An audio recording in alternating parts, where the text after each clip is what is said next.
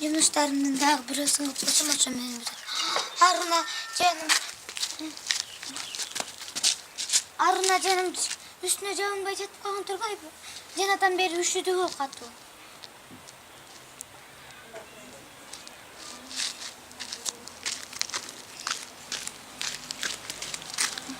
Hazır bulsa da soğuk taşı.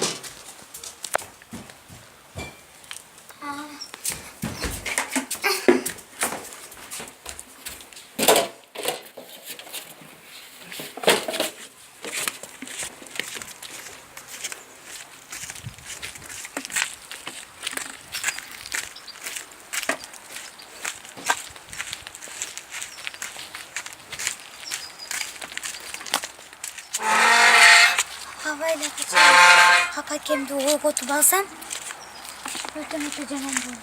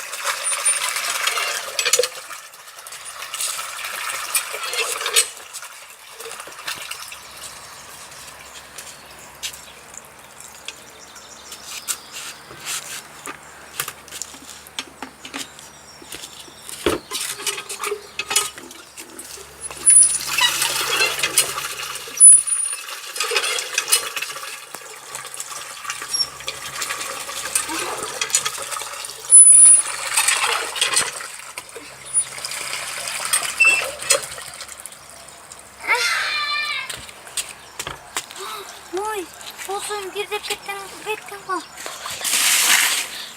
Pompalar geldi. Karaca. Cemal. Hayrattan şimdi.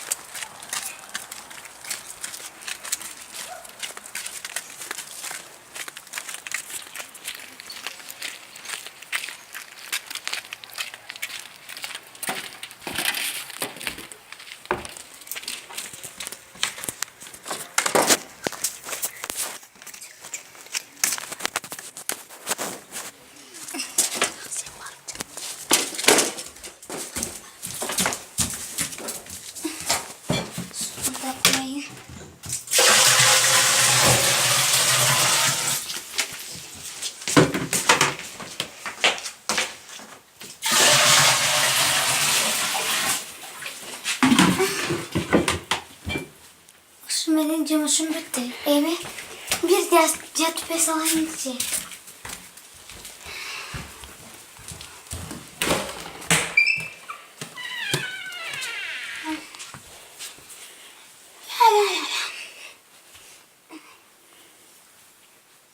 Hapamda canım bacak babam turbay be. Hapamda cevap koyun. Gözüm bunu canım çatayım.